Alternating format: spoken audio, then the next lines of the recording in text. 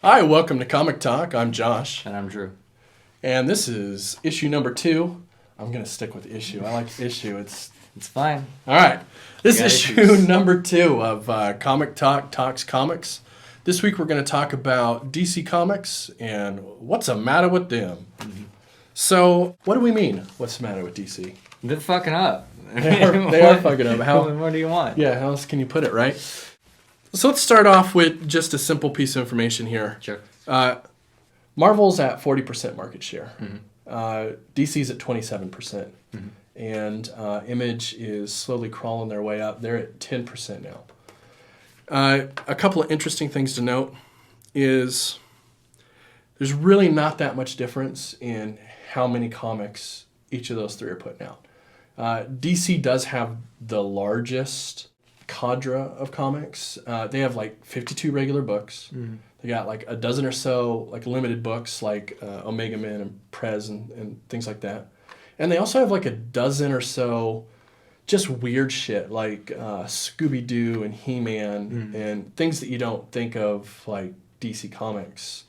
Mad Magazine. Yeah. You know, just stuff like that they also put out. So they actually are putting out more than Marvel or Image, but not by a huge margin, just a small number more. Sure. They also seem to churn the most. They have like a dozen new ongoing series coming out next year and like a dozen limited series similar to Prez and Omega Men next year. So we can assume probably that, you know, they'll pull like their bottom 10 or 12 and like replace them, which seems to be what they've been doing for the last few years. Yeah, sure. Interesting note, back in 2005, Marvel was at 42, so only slightly better than now. But DC was at 35. Right. They were basically neck and neck. Right. Right. So really what's happened is DC has lost market share to Image. Right? I mean, that's a fair way to look at it, right? Yeah. Whereas Marvel has stayed pretty clean. So why do you think it is that DC is the one losing the market share to Image? Because they started fucking indie comics, dude. Mm-hmm. Like, that late 80s DC is on par or above anything Image is putting out. Right. You know, people who are reading Image now, back then, would have read DC. Yeah, I think you're right. I think so. Between, like, DC and then what they were doing with Vertigo is definitely, it was like the original Image. Right. And with Dark Horse happening somewhere in the middle and then everybody moving from Vertigo to Dark Horse now to Image. But Dark Horse never really took off, and I don't think they had like the money or the market space to do what they were trying to do, whereas Image has really managed to do it. Not to mention that Vertigo was sort of born out of just good business because they had all these mature readers titles that were doing awesome, and they said, you know, why don't we just make a whole like label out of these, and you know, we just only put out these books. Yeah, definitely. Which I think was maybe a good idea and maybe a terrible idea at the same time. Certainly a lot of those old Vertigo books are amazing. I mean, I know Animal Man's favorite of yours. Right. But when you sort of draw that distinction and you take all of the, or not all of the, but most of the grit and realness and cuss words and nudity and whatever out of your regular books, I mean, you have to start drawing that distinction. And what I've seen from them is, now that they have Vertigo, they've just been slowly trying to like Marvelize themselves, you know, like more crossovers, more lighter titles, you know, big emphasis on continuity and stuff. Yeah, I think so.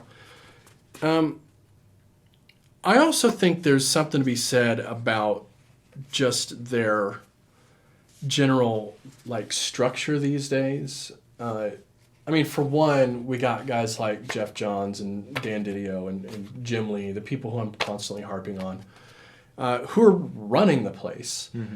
So they're making the decisions. So, you know, when you got guys like that with a specific mind frame, you tend to tune out or get guys who disagree with that mind frame to tune out and look elsewhere. We've seen a lot over really the last 5 to 10 years of people, you know, cutting their teeth at DC and then moving to Marvel and then eventually to Image. It's like they move up this ladder from one to the next.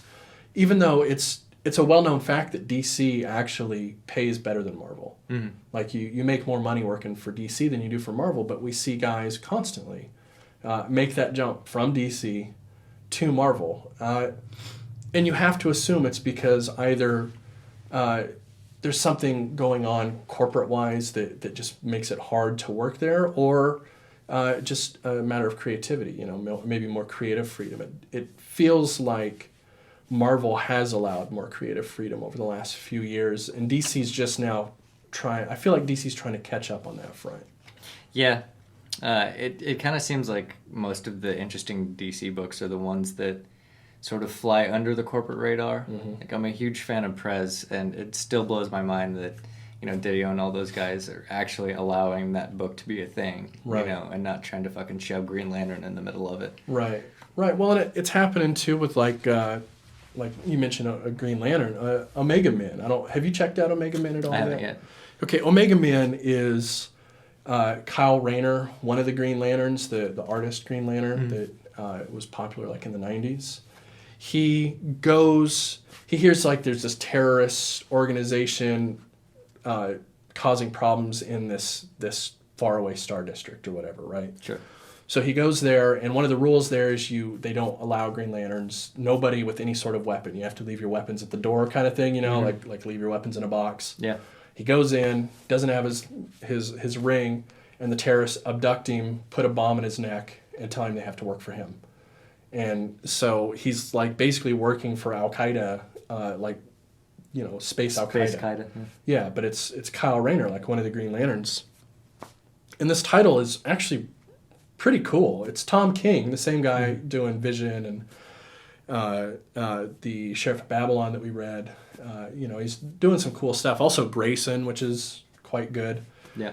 But they canceled it because it just wasn't getting the numbers that they were expecting. And they promised 12 issues, and they canceled it, and there was such a huge backlash. They actually brought it back. But I think it goes to show, like, anybody who tries to do anything interesting there in more of a trade format, because this really is a book that you need to read in trade. Sure.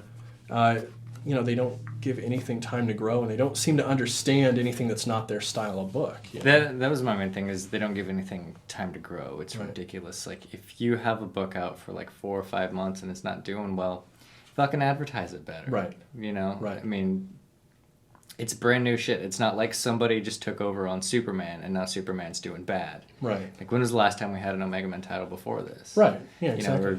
I feel like Lobo was very just misconceived from the start. But I mean, the same thing could be said about that. I mean, Lobo was a big character back in the day, and then they just brought him back and completely changed like the look and the feel of the book, and put a writer on it that probably wasn't his first choice of books to write. Right. And it did poorly. And then right. Well, I think that brings us to another point, though, that I think is probably way more relevant than people really think about. And I forget the name of this website, but I'll put the link down in the description for what I'm talking about here. This fella did some research on trades and how long it takes for the trades to come out on average from the different publishers. And what he determined is, on average, trades at Image come out within 2 weeks of when that part of the series is done. Right, so that last issue. Right. So if it's a 4-issue trade was the story, within 2 weeks of that issue hitting stands, they're dropping the trade. Sometimes they drop it right next to the last book that's in that trade. So the trade will be 1 through 4, and number 4 is out at the same time as the trade. In case you missed the first 3, you can just go, oh, I want to read this, but I missed, oh, there it is. And you just pick it up and buy and they usually charge like $7, $8 for the first one. So you jump right in. Marvel averages 4 months. DC averages almost 6 months before they drop theirs. I know it's a super fucking long time with DC. Right. And it's been a constant complaint. And I think their logic behind it is like, well, if somebody can't find the trade, then they're going to have to go and buy the back issues, and that just supports local comic shops and blah, blah, blah, blah. But people aren't going to fucking do that. Nobody cares. They'll just go, oh, I guess I can't read it. Right, yeah. And it gets worse, actually. He actually looked at all collected volumes, right? Because trades is a specific thing, the trade paperback. He actually some people like to drop, like Marvel likes to drop like those nice hardcovers first, or like we saw it with Multiversity with DC. They dropped that nice big one, right? Because they want you to spend the $70 or the 40 or whatever before you buy that $10 trade. Their Image is still the same. If they drop those, they basically just put it out at the same time as the trade. They're like, do you want the cheap one or the nice one, right? Yeah. Marvel is a month and a half. Within a month and a half, on average, they have some collection of the book if it's going to get one. Like, that's another issue. Like, not everything gets one, but if it's going to get one, it's usually within a month and a half, like 6 weeks, which is pretty good. So you're like one issue out. Yeah, it's not bad at all. It's one more issue, and then it comes out. DC was still almost 5 months. So even the big, nice one that your most dedicated fans would buy, they still have to wait almost half a year to get the big trade version. So if I wanted to read Omega Men, like, it would be half a year. Like, it already would have been canceled for 6 months. 6 months before before I could have even seen if I wanted to read it. Like, if you miss that first issue, most people wait. They go, well, I hear it's good, but I missed number 1, so I'll wait for the trade. And DC doesn't even give you that chance. 6 months.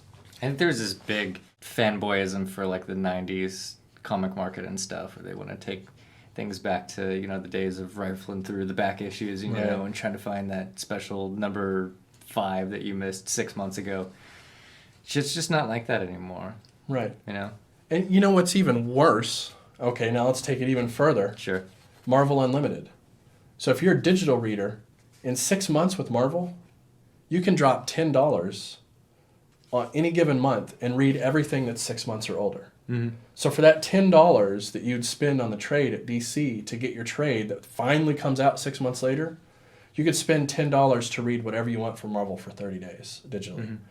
It's also kind of nice they have those little stickers in there now, so you can get the online versions. Right, you can even get free when you buy it, you get the free digital version. Like, I think that's brilliant, because I mean it's just enough of a pain in the ass that if somebody was like, hey, can I just get your download codes every month? I'd be like, fucking no, I'll give you one of them. Yeah. You know? Yeah, because that is a huge pain in the ass to give them to somebody else. Plus, it's like an 18 number fucking code that you want me to type out for like 6 books every week. Yeah, like, fuck no, off. Dude.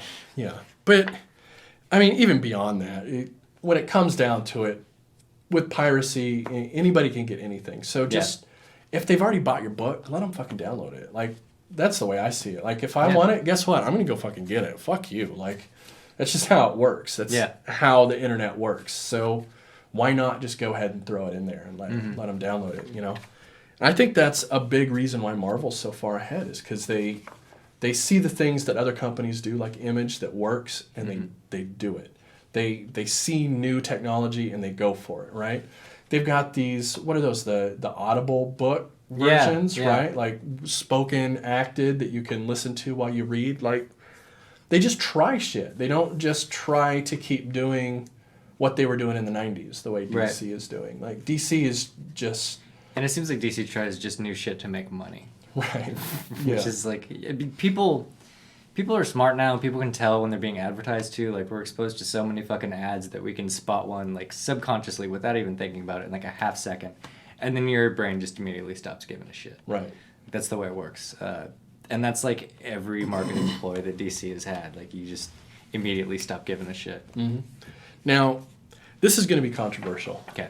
But another thing that Marvel does that I think has them ahead of DC is the variants. Marvel is like the king of variant books. Now, we're going to have a whole one of these about variant titles here in a couple weeks. So I don't want to... Collecting in general. Yeah, I don't want to get into this too much about collecting and variants, but DC doesn't really do the variants very well. They don't capitalize on the collector's market the way Marvel does. They'll try like little things here and there. Like I think most of the main books, like all of the B covers, are like themed. So if you want to get like the movie poster version of like all the books, you can go out, and that's kind of cool for shops because they can just bundle them all up and sell them for like $70 or so. Right.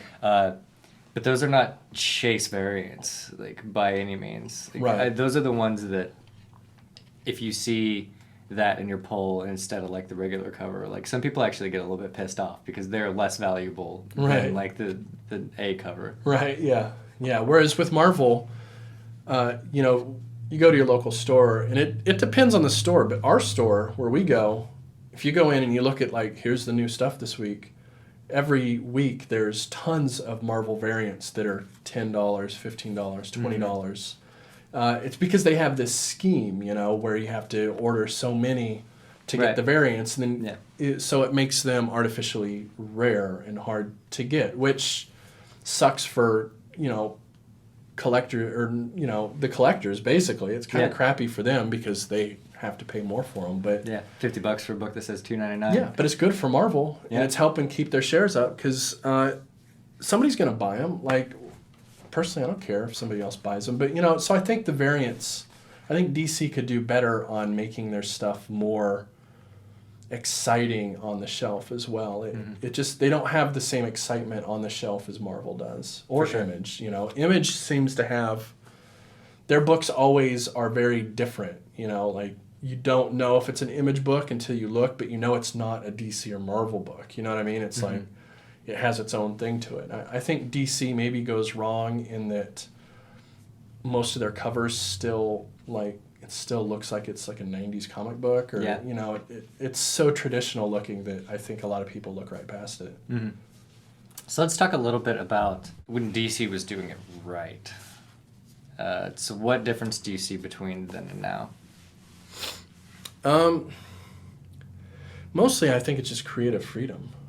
You know, when it comes down, for me, what I liked versus what I don't like now, I feel like there was a point where they were allowing people to really play with the titles and just have fun with writing these characters, whereas now everything feels so corporately scripted. Like, it, you know, I can't read Justice League. I can't really, I can barely read Batman, man. You know, it's okay, but it still feels so safe. Yeah, super safe. I think that was the allure of DC back in the day, was just that it was, I mean, again, coming back to this indie thing, like, they were the ones that gave less of a shit. Like, Marvel was Nintendo and DC was Sega Genesis, you know, the blood codes and shit. You know, and beyond that, as far as bringing in new readers and younger readers and stuff, kids want shit that they're not supposed to have. You know, one of the first mature readers' titles was, there was a little Catwoman short series. It was like 4 issues long, but the whole thing was she murdered somebody, and then she would just kind of contemplate what that meant and how she felt about it, and if she could do it again, and if she enjoyed it, if she, you know, felt differently afterwards. And really, I mean, that's the kind of shit that kids really want. They want shit that they're not supposed to have. Right. You know. Right. But I think maybe that's one aspect of it. But there's also this aspect of, like, even when DC does kids titles versus when Marvel does them, or at least towards a younger demographic, the stuff from Marvel, their idea of like a youth title or something to get the kids interested is like, they'll get like somebody that does like a webcomic, you know, like they'll get, what's his name, North, whatever the hell that dude's name is, that's doing Squirrel Girl, or they'll pull in these interesting off-kilter people who are writing things somewhere else, doing something other than just writing comics. Another example from the opposite end of that spectrum is the dude they're bringing in to do Black Panther. He has a super weird name. I can't remember it off the top of my head, but he's like he writes for the Atlantic, and he writes about like race in America and the African American experience, you know. So they're bringing him in. He's never written a comic, but he's written about how he likes comics, and he's won like Pulitzer prizes for his writing. So like, hey, do you want to come write some Black Panther? Yeah. Not only that, they have a professional or ex-professional wrestler on their writing staff now. CM Punk writes for Marvel. Yeah, they do all sorts of interesting things. They let other people come in and they take risks. Brian Posehn was writing for Deadpool. Right. That was right. fantastic. Yeah, they've had Patton come in and do stuff. You know, they had Joss Whedon come in and do X-Men so many years ago.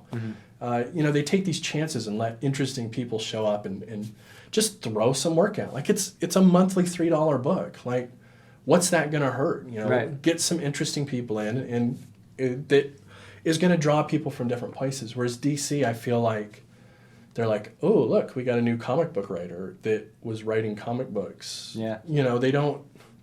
It never. Batman's anniversary, guys. Let's go out and buy your Batman books. Yeah. It's just so insular. It feels so incestuous at DC. Yeah. You know, their idea of getting a new writer is finding a writer that wrote some other comic book somewhere else already and just bringing them in and have them write theirs. And it's just so boring. Like they don't. And like a lot of their youth titles, it feels like.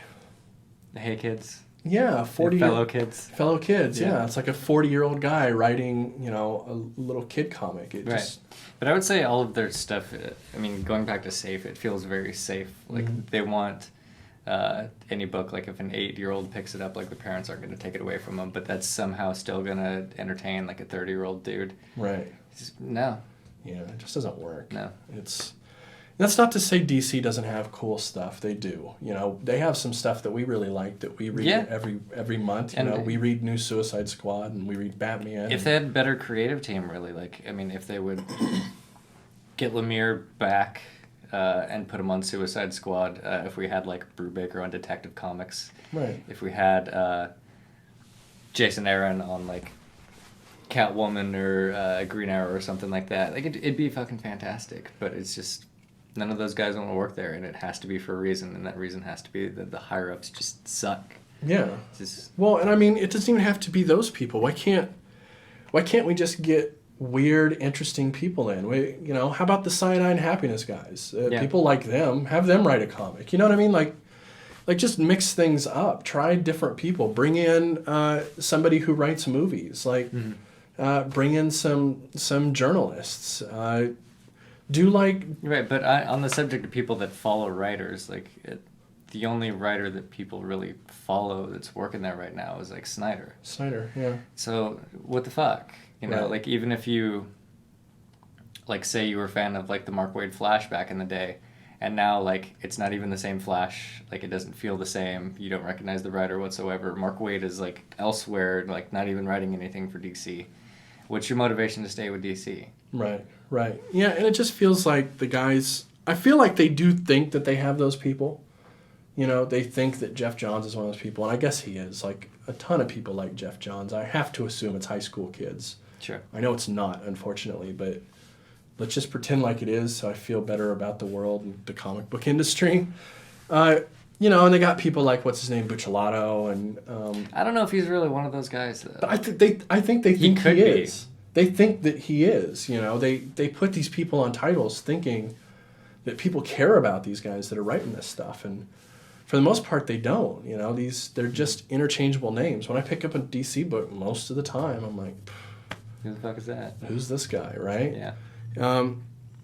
And they are starting, and it feels like every time they do get somebody cool, like Tom King, guess what? Now he's writing The Vision. Like, how much longer do you think he's going to last at DC? Now that he's got The Vision and he's got Sheriff of Babylon over at Image, like, he's not, you know, he's gone. I guarantee it, he's gone. Give him 4 months, he's gone. So, you know, they can't seem to keep interesting talent around, even when they do get it, and usually they don't, is the way I feel about it.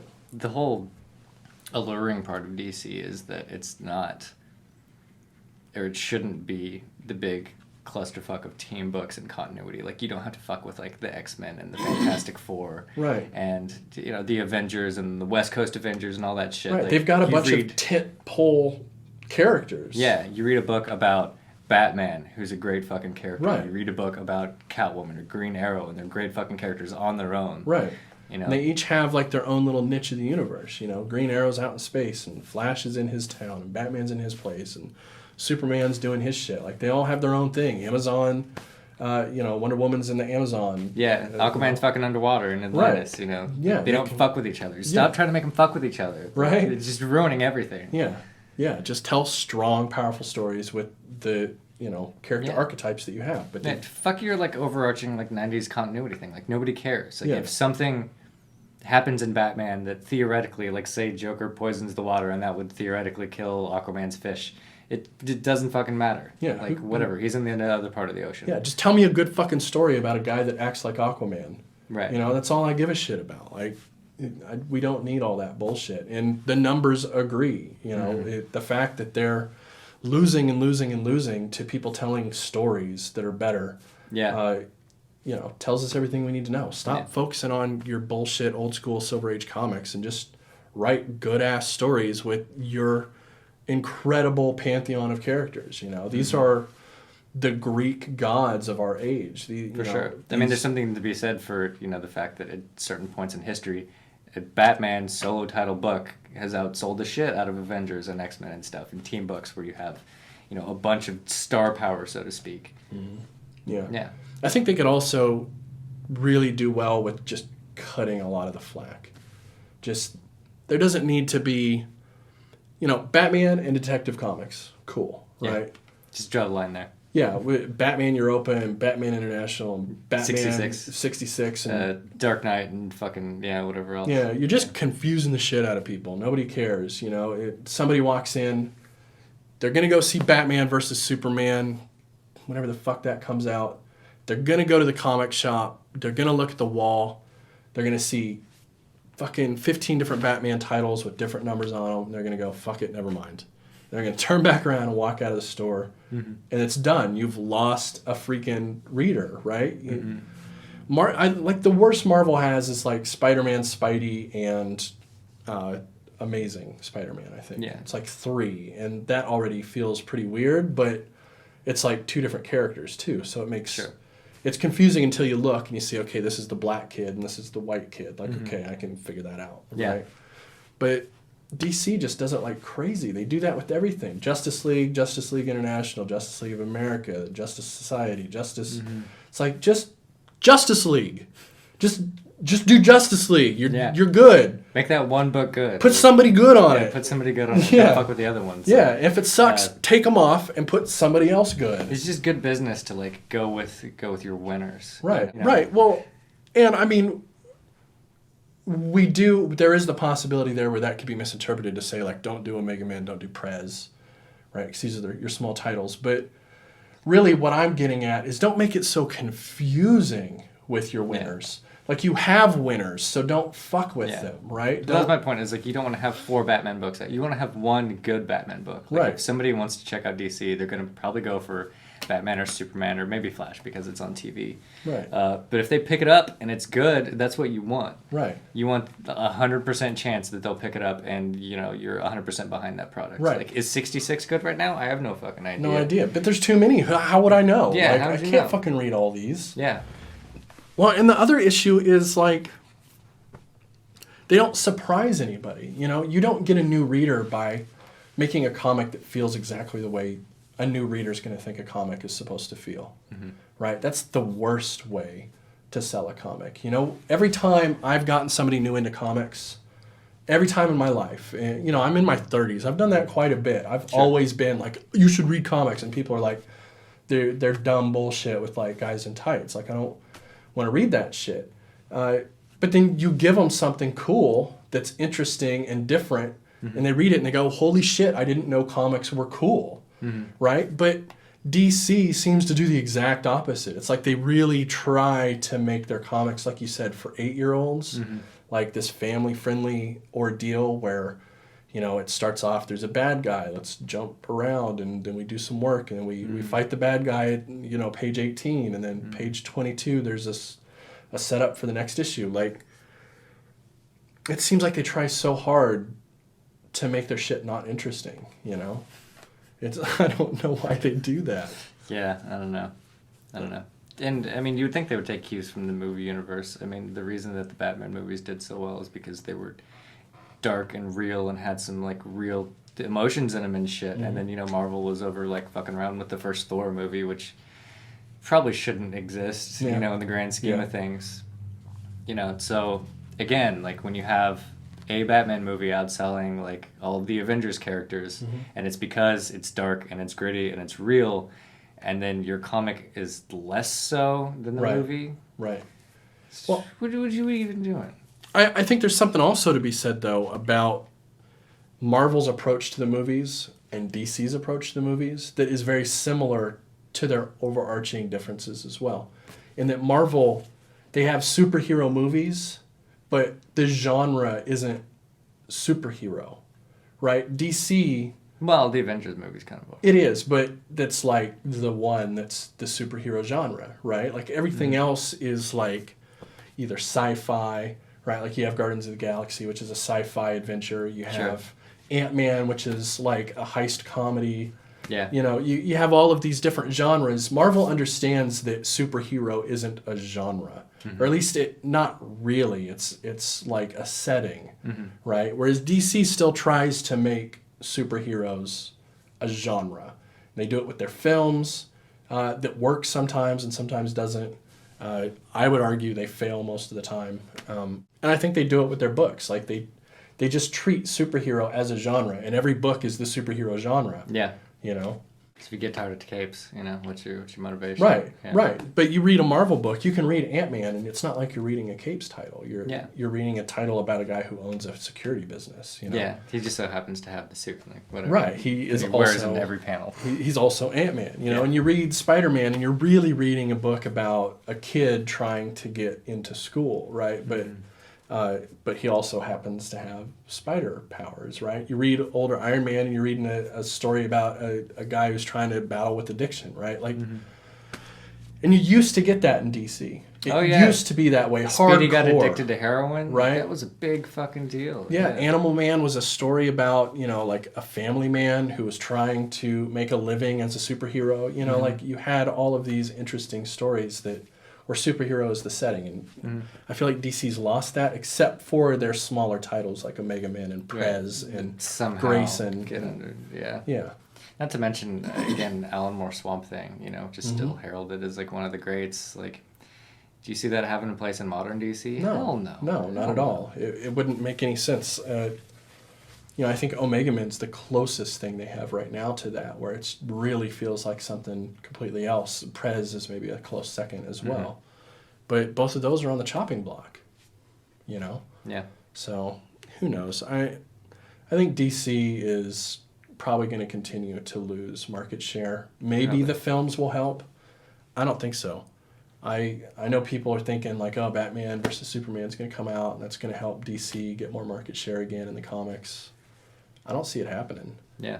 I think people are going to watch that movie, and the people who do want to read comics for it are going to go and look digitally first and see that you can't, there's no like DC Unlimited. You're going to say, oh, I guess I can't read it on my iPad. That sucks. Oh, well. And the people who are actually going to go into the stores are going to look at the freaking wall and see 8 different Batman books and 7 different Superman books and 8 different Justice League titles, and they're just not going to know what to do with it, and they're going to head out, or they're going to pick one at random and they're not going to like it because it's written by some fucking hee-haw jackass, you know? So I think they're just going to keep losing market space. Probably. Maybe at one point Grant Morrison will have enough money to just buy it. It'd be fantastic. Yeah, that would be great. Then it would probably be really weird. Right. Yeah. All right, well, I think that's going to wrap us up for the What the Hell is the Matter with DC episode of Talking Comics. You can check back with us next Monday when we are going to do, let me look at my cheat sheet. We're going to talk about reboots and new number ones. This is something that has the community kind of split, the comic reading community. Some people feel like it ruins the legacy of comics, and other people think it makes it easier for new readers. So we're going to hash that out and try to talk it through and make you agree with us, I guess. Is that the point here? I think so. Yeah, forcing our will upon others. Yeah. What other point to life is there? All right, so what do you think of DC? Are we being too harsh? Are they actually good and we just don't know what the fuck we're talking about? What's going on there? So give us a comment below about your opinion of DC and where they're going. And also, what do they need to do? What do you think they should do? Like, we got a lot of interesting people who have their own shows. We got Sleepy Reader. He has his own show. I really like watching what he has.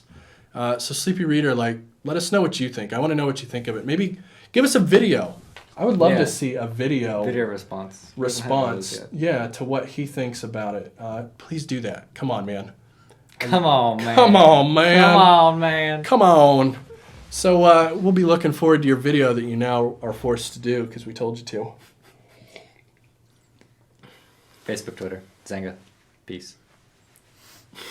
Dane Cook. MySpace.